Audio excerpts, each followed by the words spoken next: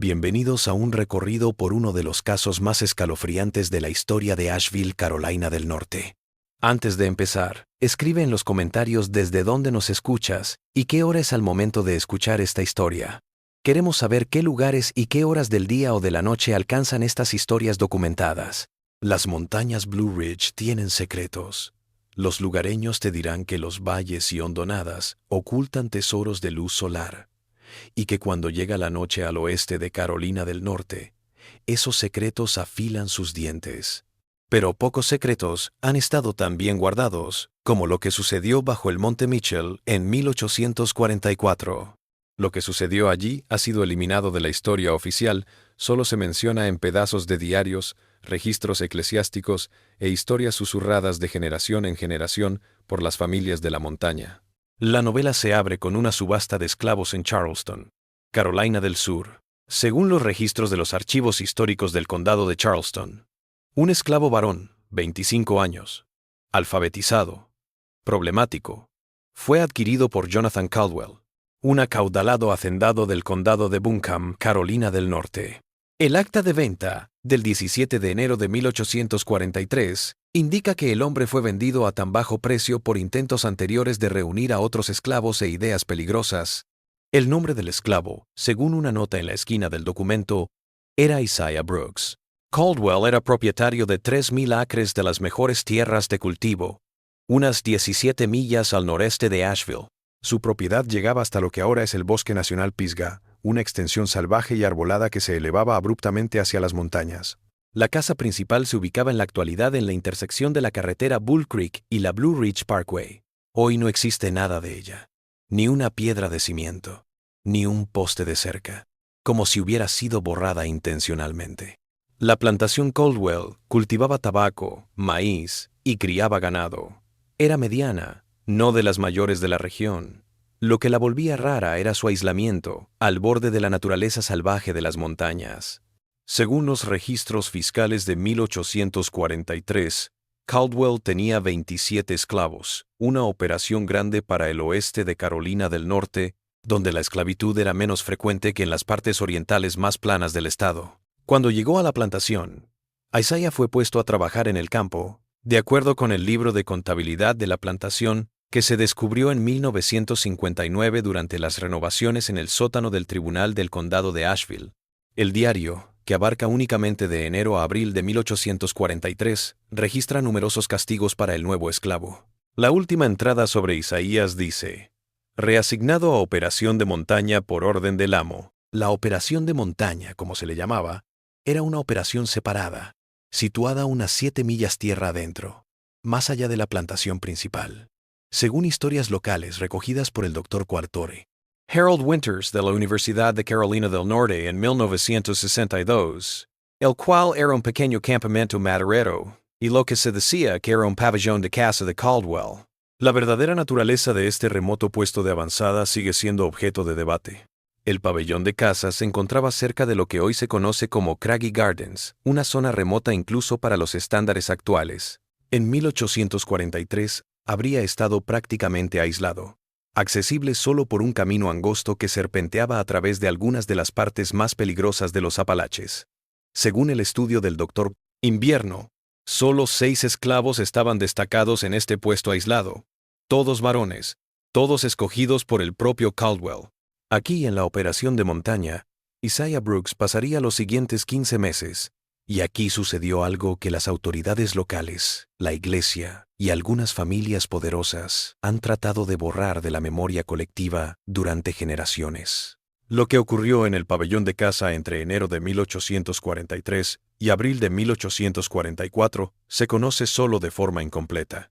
Una carta de Jonathan Caldwell a su hermano en Richmond, de octubre de 1843, dice: la empresa de la montaña es más lucrativa de lo esperado, pero me exige más atención de lo que quisiera. El nuevo hombre revela una capacidad insospechada. El nuevo hombre era supuestamente Isaiah Brooks, aunque no se dice en qué era tan bueno. Otra carta, de diciembre del mismo año, ya apunta a cierta tensión. Noticias preocupantes del campamento superior. Tengo que investigarlo después de Navidad. Wilson aconseja que abandonemos la compañía, pero las ganancias son demasiado buenas. Wilson parece haber sido James Wilson, el capataz de Caldwell, cuyo propio diario fue descubierto en una colección de documentos familiares donados a la Sociedad Histórica de Asheville en 1958. El diario de Wilson apenas menciona la operación de montaña, pero lo hace con una reticencia reveladora. Una entrada de enero de 1844 dice: de vuelta del campamento superior. Le recomendé al señor C. que lo cerrara de inmediato. Hay cosas que no deben buscarse. No importa la ganancia. Los hombres de allí han cambiado. El nuevo, sobre todo. El señor C. no escuchará. La siguiente entrada es del diario de Elizabeth Caldwell, la esposa de Jonathan. En una entrada del 12 de marzo de 1844, anota: Jay volvió de las montañas de nuevo. No duerme. Vaga por los pasillos hasta el amanecer. No habla de lo que le preocupa. Solo dice que Isaiah se ha vuelto indispensable. Tengo miedo por su alma. La semana siguiente, según los registros de la primera iglesia presbiteriana de Asheville, Jonathan Caldwell se reunió en privado con el reverendo Thomas McNeil durante horas. En el registro de la iglesia solo consta consejo dado a J. Caldwell en cuestiones de negocios poco éticas. El 3 de abril de 1844, Jonathan Caldwell cabalgó solo al campamento de montaña. Según el diario de James Wilson, Caldwell partió antes del amanecer, rechazó compañía y dijo a Wilson: arreglaré el asunto de una vez por todas. Él nunca volvió a la granja principal. Lo que siguió vive principalmente en relatos orales de los descendientes de los residentes originales y en algunos informes oficiales que parecen oscurecer intencionalmente los hechos. Según un informe de la oficina del sheriff del condado de Buncombe del 17 de abril de 1844, se envió una partida de búsqueda en busca de Jonathan Caldwell después de que no regresó de su propiedad en la montaña. El informe es parco en detalles, pero señala que, al llegar al pabellón de caza, lo hallaron abandonado. El informe incluye esta línea enigmática: no se encontraron signos de lucha o violencia. Pabellón en su lugar pero vacío, se observaron arreglos extraños de muebles y objetos. La búsqueda en los alrededores no arrojó cadáveres ni rastros de huida. El informe del sheriff podría haber sido el final del registro público si no fuera por una carta personal del ayudante del sheriff William Garrison a su primo en Tennessee, que resurgió en una colección familiar de documentos en 1965. En esta misiva, Garrison detalla lo que el informe oficial no dijo: lo que vimos allí me atormenta en sueños. El cobertizo estaba intacto, pero organizado como ninguna casa de hombre blanco en la que haya estado. Muebles dispuestos en forma circular. Marcas extrañas grabadas en los marcos de las puertas.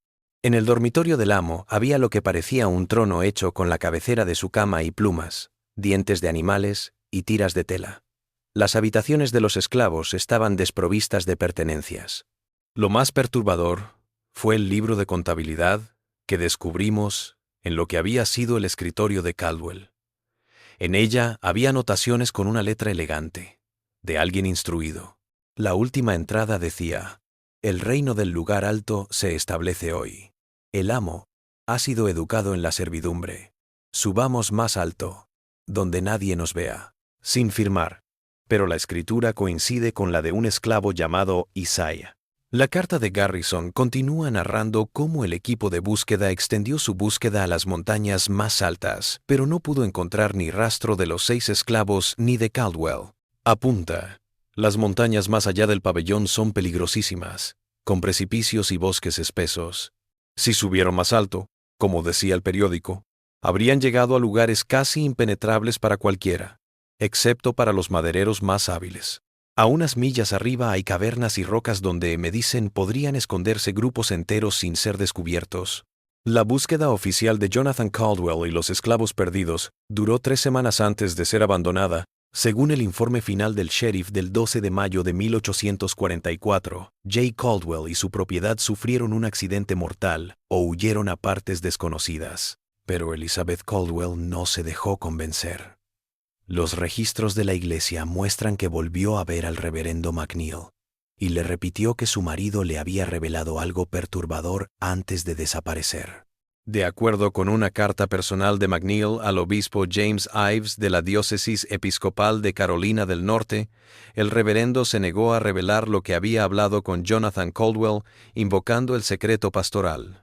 La misiva, hallada en los archivos diocesanos en 1966, incluye este escalofriante fragmento. La sella. Caldwell se pone cada vez más paranoica y hace acusaciones muy perturbadoras y extrañas sobre la empresa de montaña de su marido. Ella dice que el Señor C. le había revelado que el esclavo Isaías había ejercido cierta influencia perversa sobre los demás esclavos, y tal vez sobre el mismo Señor C. Su afirmación de que se estaban realizando rituales obscenos en el pabellón de caza es demasiado absurda y racialmente incendiaria para tomarla en serio. Le he recomendado que asuma con dignidad cristiana su viudez. Elizabeth Caldwell no aceptó su supuesta viudez en silencio. Según los archivos del Tribunal del Condado de Buncombe, en junio de 1844, exigió que se organizara una partida de búsqueda especial pagada de su propio bolsillo. Su solicitud fue rechazada. El fallo del juez argumentó la imposibilidad de la búsqueda intentada y el estado delicado de la mente de la peticionaria. Para agosto de 1844, Elizabeth Caldwell había tomado el asunto en sus propias manos. Contrató a un equipo de rastreadores de esclavos fugitivos de Tennessee, acostumbrados a perseguir esclavos fugitivos en terrenos accidentados. No hay documentación de esta expedición, pero su éxito se menciona en una carta de Elizabeth a su hermana en Richmond, del 20 de septiembre de 1844. Los hombres han vuelto con noticias alarmantes. No hallaron a Jonathan, pero sí a lo que llamaron una especie de campamento en un valle casi inaccesible en la cima de la cara norte de la montaña. Espiaron a la distancia lo que parecían ser refugios básicos y figuras moviéndose. Al intentar aproximarse, fueron repelidos a tiros de rifle. 2 de sus hombres resultaron heridos. Están seguros de que lo que encontraron eran los esclavos desaparecidos, pero insisten en que había más individuos que los 6 originales. Dijeron que habían visto al menos 10 personas deambulando por el campamento. Las autoridades se negaron a organizar una partida oficial debido al peligro del terreno y a que se acercaba el invierno. Dicen que asuma la muerte de mi esposo y deje el caso en paz. No puedo. El invierno llegó temprano a las montañas en 1844.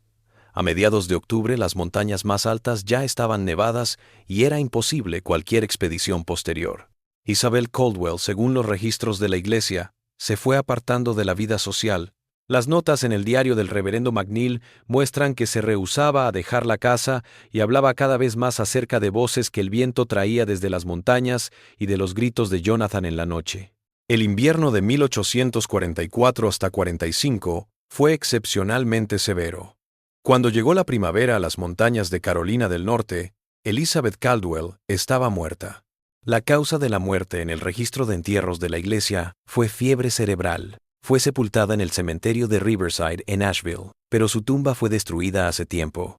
Con la muerte de Elizabeth, el interés oficial por el paradero de Jonathan Caldwell y sus esclavos desaparecidos llegó a su fin.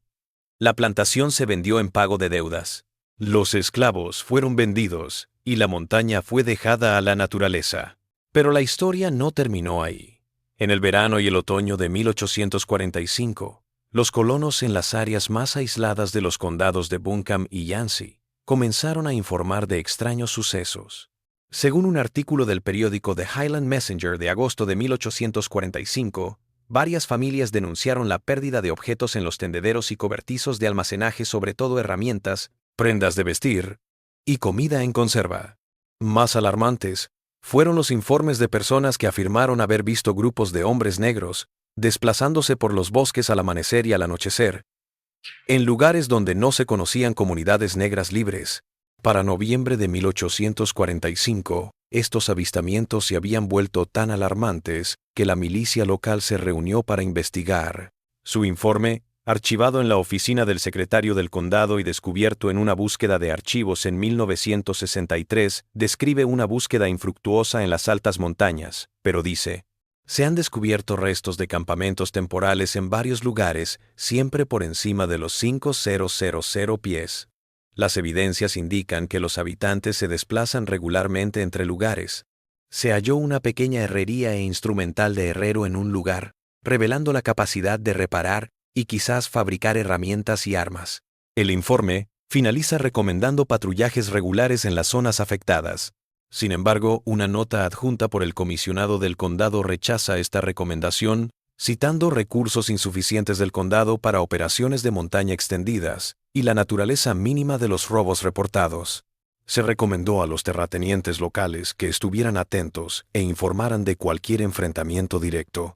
La primavera siguiente, unos topógrafos que mapeaban los recursos madereros en lo que ahora es la cordillera de la Montaña Negra, hicieron un descubrimiento sorprendente. Según el diario privado de Charles Weber, el topógrafo principal, el grupo descubrió un área despejada de aproximadamente 2 acres de tamaño en una sección de cresta relativamente plana, a una elevación de casi 6,000 pies. El diario, que permaneció en la familia Weber hasta que fue donado a la Biblioteca Pack Memorial en 1961, lo describe como: en el claro se alzaban 7 cabañas robustas, dispuestas en círculo en torno a una estructura más grande en el centro. La mano de obra era excelente, con cimientos de piedra, y troncos encajados y techos de tablillas. Lo más asombroso fue una pequeña rueda hidráulica construida en un arroyo alimentado por un manantial, que parecía accionar algún tipo de sierra mecánica. El campamento estaba vacío cuando lo encontramos, pero parecía recién habitado. Lo más perturbador fue lo que descubrimos en el edificio principal. Una silla de madera finamente elaborada, situada en una plataforma y cubierta de tallas de diseño desconocido. Frente a ella se erigía lo que solo podía describirse como un altar de piedras apiladas. En este altar reposaba un cráneo humano. Weber no localiza el cráneo, pero la descripción de un diente de oro característico en la mandíbula superior coincide con el trabajo dental que se sabe que le hicieron a Jonathan Caldwell, según los recibos médicos encontrados entre las pertenencias de Elizabeth tras su muerte. El equipo de topógrafos notificó a las autoridades de Asheville lo que habían encontrado. Pero cuando una partida del sheriff llegó al lugar 3 semanas después, lo encontraron abandonado y parcialmente desmantelado. Según su informe, parecía que el asentamiento había sido desmantelado deliberadamente por sus habitantes, llevándose los materiales utilizables. Durante 1846 y 1847, se repitieron avistamientos similares por toda la zona. Pueblos abandonados, localizados en parajes aislados, siempre evacuados justo antes de que llegaran las autoridades. Los periódicos locales a veces mencionan tales hallazgos, por lo general en noticias como "se encuentra campamento cimarrón abandonado" o "fugitivos escapan a las montañas". La mayor información llegó en octubre de 1847, cuando una partida de caza de Tennessee dijo haber visto hombres armados custodiando un paso de montaña cerca de la frontera de Carolina del Norte. Los cazadores dijeron que fueron obligados a retroceder por 15 hombres negros o más, armados con rifles y marchando en orden militar. El líder de este grupo fue descrito como un hombre alto de presencia imponente, que vestía un abrigo de buena calidad, a pesar de su evidente antigüedad, que hablaba como alguien educado. Esta descripción se ajusta a lo que se sabe de Isaiah Brooks. Pero más admirable es lo que los cazadores dijeron que este hombre les dijo: estos reinos superiores les están prohibidos. Regresen al mundo de abajo y díganles a los demás que las montañas ahora tienen un amo vigilante. Para 1848, tales avistamientos habían disminuido. Una carta del sheriff del condado de Buncombe al gobernador de Carolina del Norte en diciembre de 1848 puede dar la pista. Los asentamientos de montaña informados en una carta anterior parecen haberse trasladado fuera de nuestra jurisdicción a las partes más remotas de Tennessee o Kentucky. No ha habido informes de robos ni enfrentamientos en los últimos 6 meses. Los registros estatales se quedan en silencio después de este punto. La guerra civil eclipsó pronto las noticias ocasionales de comunidades de esclavos fugitivos. Tras la guerra, con la región desarrollándose más rápidamente, la historia de Isaiah Brooks y su reino de las montañas se desvaneció en el folclore local. Pero los pedazos de la historia vivieron en las historias orales de las familias blancas y negras locales. La folclorista Rebecca Harding, que recogió cuentos de los Apalaches a principios del siglo XX, recogió historias de ancianos que decían que hasta la década de 1870, los viajeros en lugares aislados dejaban pequeñas ofrendas, tabaco, sal, herramientas, en ciertos lugares a lo largo de los caminos. Esta costumbre, decían, Les garantizaría el tránsito seguro por tierras aún dominadas por el rey de la montaña y su gente.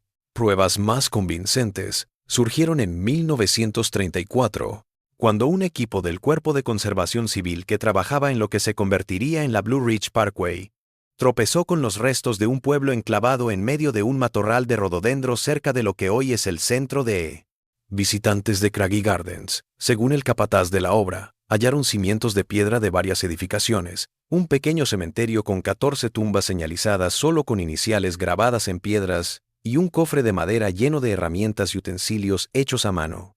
Lo más extraño fue un diario encuadernado en cuero, sellado en una caja de hojalata debajo de uno de los cimientos.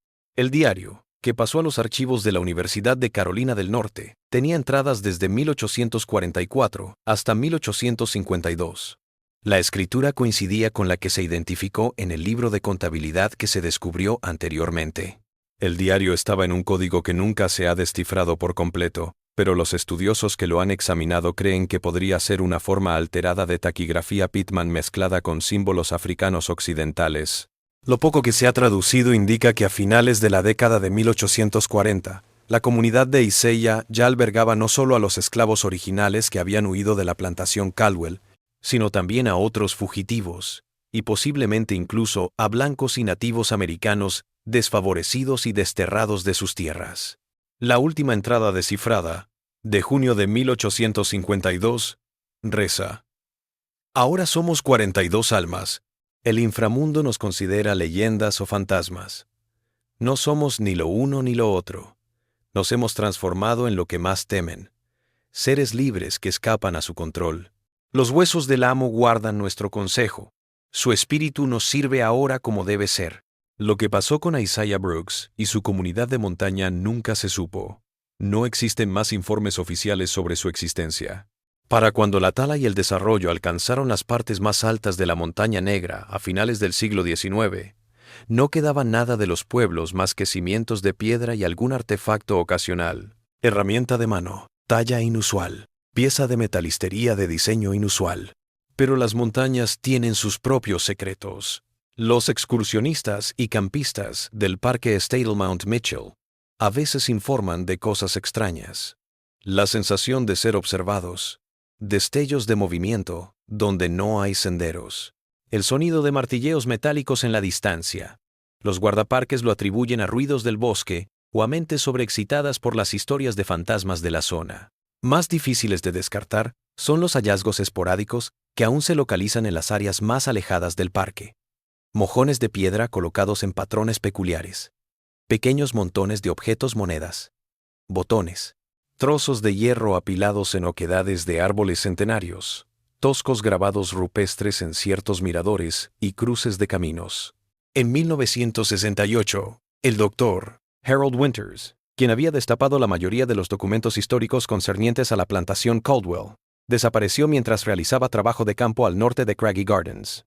Su mochila y equipo de investigación fueron hallados al lado de un riachuelo, pero nunca se encontró a Winters. El informe oficial determinó que se había perdido y había muerto accidentalmente. Su cuerpo había sido ocultado por la maleza o devorado por animales salvajes.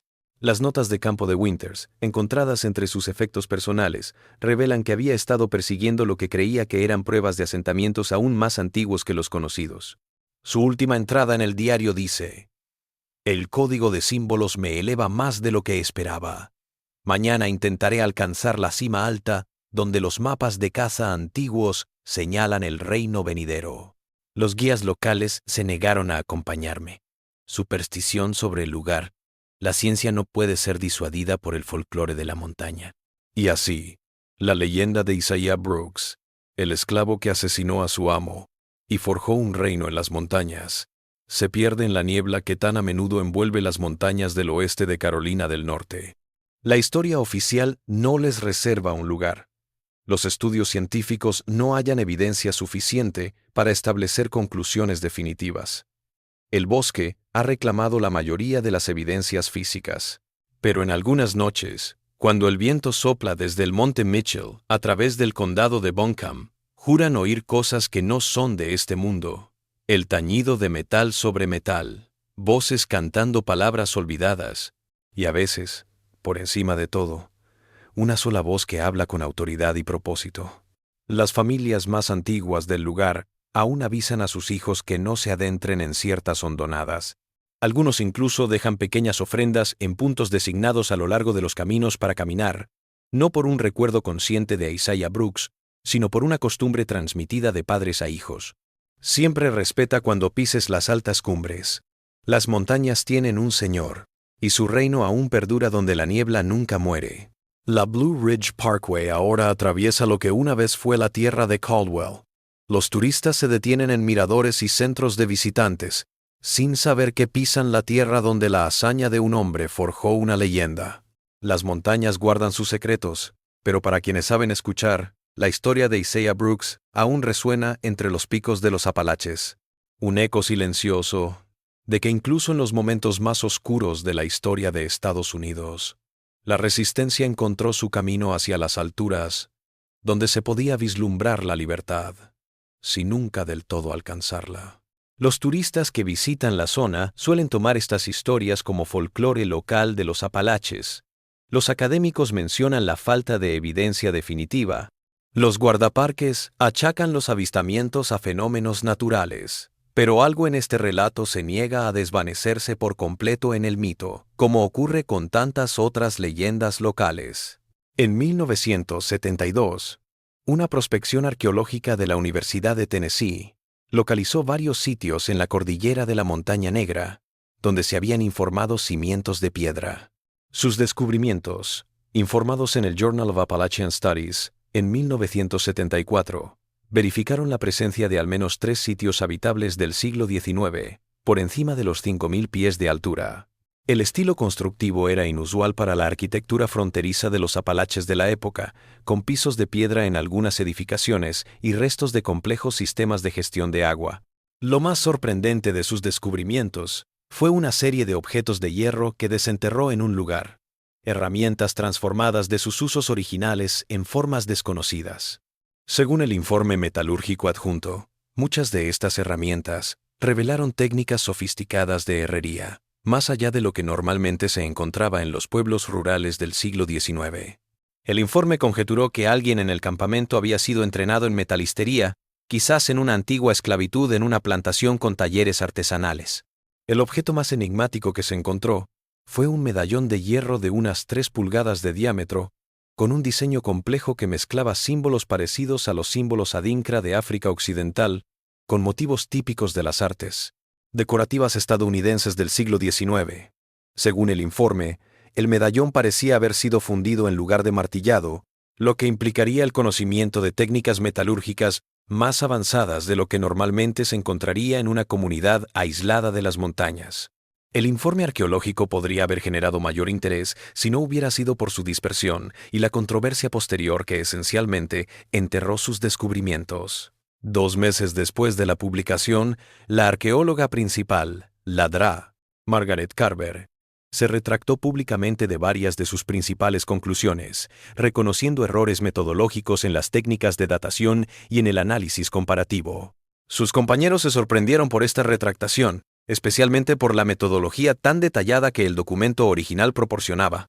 La causa de este cambio repentino no se reveló hasta años después, cuando la correspondencia privada de Carver se donó a los archivos de la universidad tras su muerte en 1995. En cartas a un colega, ella escribió que había sido presionada por algunas familias poderosas del oeste de Carolina del Norte para restar importancia a sus descubrimientos. Una de ellas hacía referencia a la visita de gente de la Fundación Caldwell, una fundación filantrópica que invertía en proyectos turísticos en toda la zona.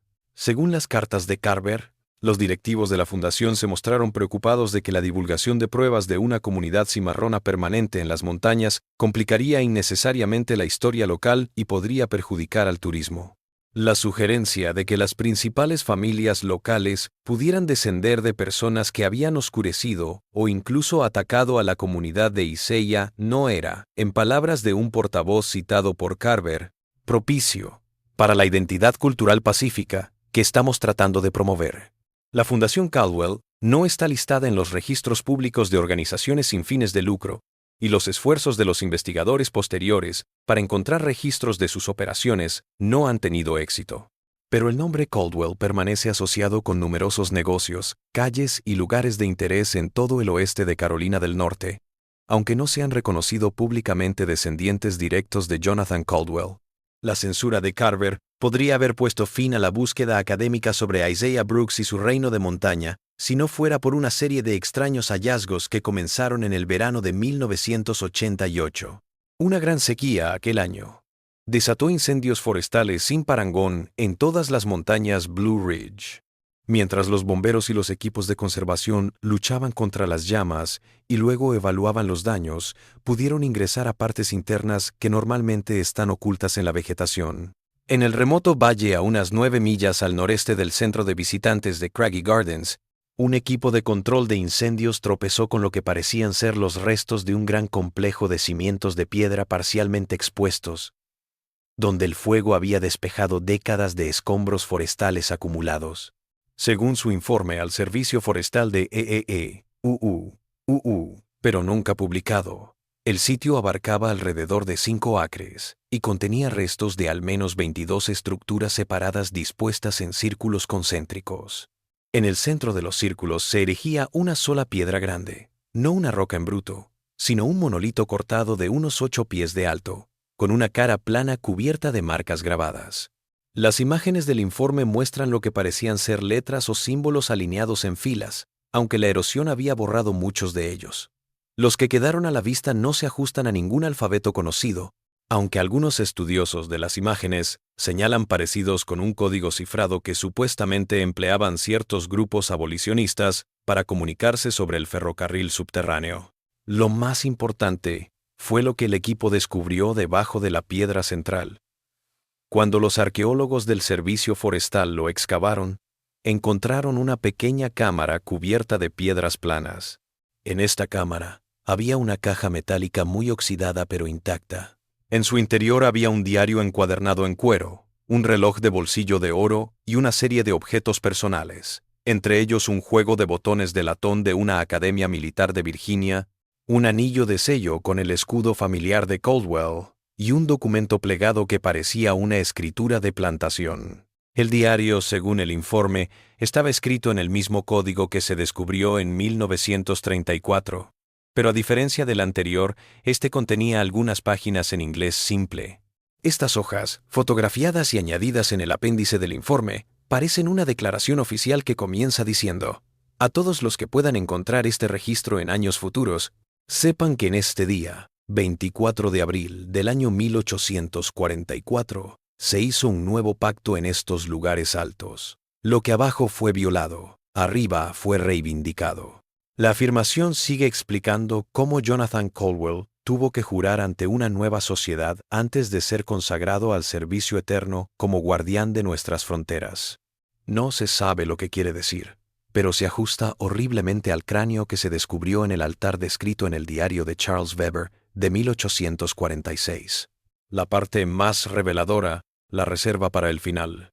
Yo, Isaiah Brooks, nacido esclavo en el condado de Albemarle, Virginia, en 1818, educado clandestinamente por la hija de mi primer amo en contra de su voluntad, vendido al sur por alfabetización, por la presente, proclamo este reino montañoso como refugio para todos aquellos que huyen de la opresión de abajo.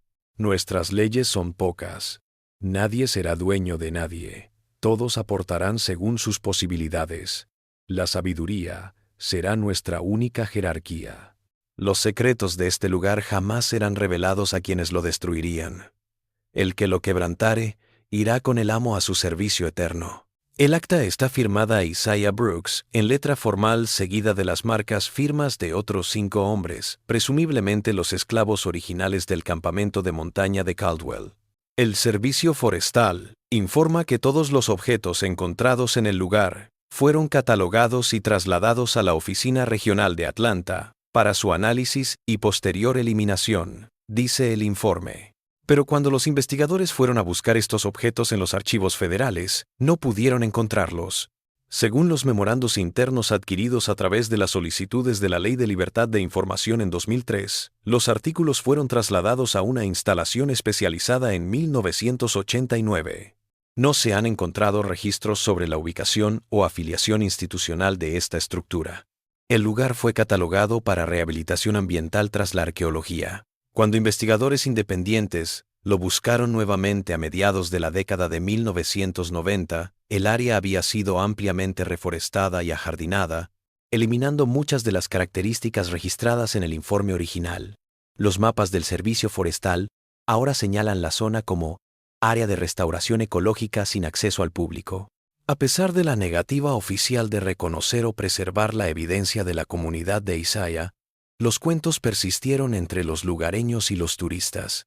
A principios de la década de 2000, surgieron numerosos sitios web y foros en línea dedicados a catalogar avistamientos y encuentros en lo que llamaban territorio del reino, las partes salvajes de la Montaña Negra más allá de los caminos señalizados. Estas cuentas siguen patrones muy consistentes. Los excursionistas que se aventuran fuera de los senderos señalizados informan haber descubierto mojones de piedra colocados en patrones definidos. Los que siguen más allá de estos puntos suelen referir una sensación de ser observados, seguida de fenómenos auditivos, golpes rítmicos, voces lejanas, o en ocasiones, una voz imperiosa que les ordena volver al mundo de abajo. La mayoría lo atribuye a la imaginación potenciada por el conocimiento de las leyendas del lugar. Otros culpan a otros excursionistas o trabajadores forestales. Otros creen que son verdaderas reuniones con lo que un comentarista en línea llamó los guardianes del reino de Isaías, humanos, espirituales o algo por el medio. En 2007, el Appalachian Oral History Project entrevistó a personas mayores que vivían en las comunidades más aisladas de los condados de Buncombe y Yancey.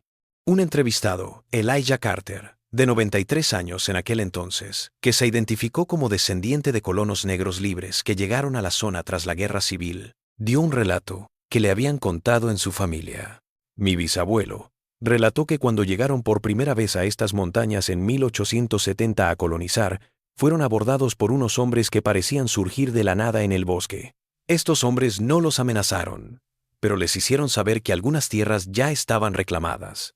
Mencionaron una comunidad que vivía más arriba y que llevaba allí décadas. Mi bisabuelo contó que una vez los invitaron a este lugar y los guiaron por caminos que parecían desvanecerse tras ellos. Describió que llegó a un valle alto donde la gente vivía en casas fuertes con jardines y talleres. Dijo que tenían maneras de trabajar el metal que nunca había visto, maneras de cultivar alimento en las estaciones cortas de las montañas. Lo que más le sorprendió fue cómo se gobernaban. No había un solo líder que mandara, sino un consejo de ancianos que decidía todo.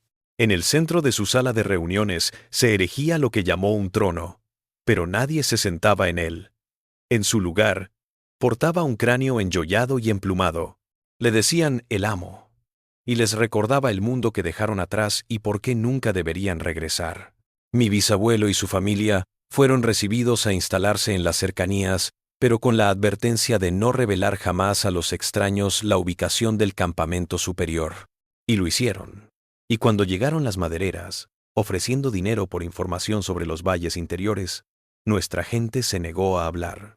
Algunos secretos merecen ser guardados.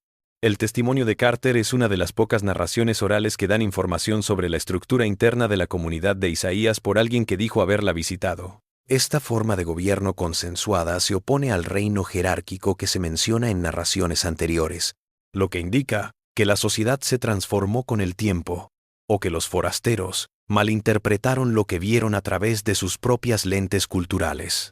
La última investigación documentada sobre el legado de Isaiah Brooks fue en 2013, cuando la Dra. Amara Wilson, antropóloga que estudia comunidades cimarronas en las Américas, intentó hacer trabajo de campo en los lugares relacionados con la leyenda. Su propuesta de investigación a la NSF hablaba de un abordaje multidisciplinario que integrara reconocimiento arqueológico de superficie, investigación de archivos y análisis comparativo con sociedades cimarronas mejor documentadas, como las de Jamaica, Brasil y Surinam. La subvención de Wilson fue aprobada, pero su proyecto tropezó con obstáculos inmediatos. Según sus notas de campo, que dejó en una circulación académica restringida tras abandonar el proyecto, los permisos de los terratenientes fueron retirados tras haber sido concedidos. El equipo siempre fallaba en algunas partes. Lo alarmante fue que su equipo investigador se sintió incómodo en las comunidades locales y en ocasiones lo siguieron en sus estudios preliminares.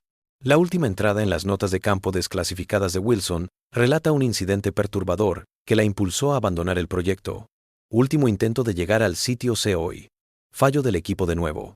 El GPS falla estrepitosamente, ubicándonos a millas de distancia. Mientras intentábamos orientarnos con la brújula, escuchamos ruidos metálicos rítmicos por todas partes. El patrón parecía intencionado, casi como un código. Seguimos avanzando y nos topamos con una barrera de árboles caídos cuidadosamente apilados, que no estaban aquí cuando sobrevolamos la zona ayer. Lo más perturbador fue el hallazgo de una pequeña pieza de metal expuesta en un tocón de árbol cerca de la barrera. Un medallón de hierro casi idéntico al descrito en el informe arqueológico de Tennessee de 1974. Algo imposible, ya que el original se encuentra bajo custodia federal. El medallón estaba caliente al tacto, a pesar del aire frío. De vuelta en el campamento base, nuestras tiendas seguían en pie, pero todos los dispositivos de almacenamiento digital, portátiles, teléfonos, cámaras, discos duros externos, habían sido borrados por completo. No había signos de entrada forzada. Las autoridades locales dijeron que un rayo u otro fenómeno eléctrico podría haber borrado los datos, pero no hubo tormentas en el área. Tras hablar con la universidad y por motivos de seguridad, estoy finalizando la parte de trabajo de campo del proyecto con efecto inmediato. Algunas puertas están cerradas por una razón. Wilson luego reorientó su investigación hacia comunidades cimarronas mejor documentadas en otras áreas. Cuando la abordaron otros investigadores interesados en su historia, se negó a añadir nada a lo que ya había escrito y publicado. Se limitó a decir que ciertas cuestiones históricas tienen unos costes que superan los beneficios académicos que pudieran obtenerse. Y así, la historia de Isaiah Brooks y su reino de montaña vive en el espacio entre la historia y el folclore. Los registros oficiales marcan la desaparición de Jonathan Caldwell y sus esclavos en 1844, pero no dan una explicación. La arqueología demuestra que hay sitios extraños en las altas montañas de la Cordillera Negra, pero se ha borrado del mapa para el público. Las narraciones orales dan jugosos detalles, pero no pueden verificarse independientemente. Para la mayoría de las personas que recorren la Blue Ridge Parkway o caminan por los senderos del Parque Estatal Mount Mitchell, la leyenda no es más que otra historia folclórica local, si es que la escuchan. Los folletos del parque y la historia oficial no hablan de Isaiah Brooks ni del pueblo que supuestamente fundó. Las placas en los miradores explican las características naturales y la historia general del asentamiento europeo, tal vez con una pequeña mención de los Cherokee, que lo habitaron primero. El relato del esclavo que asesinó a su amo y fundó un reino en las montañas no tiene lugar en esta narrativa higienizada. Pero para quien se adentra fuera de sendas batidas, a cumbres remotas donde florece el rododendro y la niebla nunca se disipa, queda la impresión de no estar solo. Que hay ojos, observando desde la maleza, que los ruidos metálicos en el aire no son casualidad, que los mojones de piedra, colocados en patrones extraños, delimitan reinos. Algunos turistas de estos lugares alejados cuentan un último detalle aterrador. En algunos lugares, a lo largo de líneas de cresta no señalizadas, donde el bosque se abre momentáneamente para ofrecer vistas impresionantes de las tierras bajas, han encontrado toscos símbolos grabados en la corteza de árboles muy antiguos. Según quienes lo han fotografiado, parecen letras I y B, entrelazadas con lo que parece una corona. Debajo de ellos, suelen hallar los espectadores pequeñas ofrendas depositadas en oquedades entre las raíces. Monedas, botones, trozos de tela, a veces objetos más valiosos, como anillos o relojes. Los guías locales, al ser preguntados por estas ofrendas, desvían la mirada, pero uno de ellos, en condición de anonimato, declaró a un bloguero de viajes en 2018.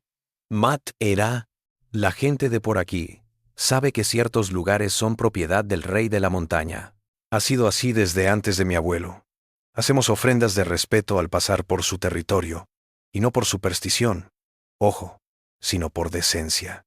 Isaías se liberó, creó algo duradero, protegió a su pueblo cuando el mundo estaba en su contra. Eso merece ser recordado, aunque los libros de historia intenten olvidarlo.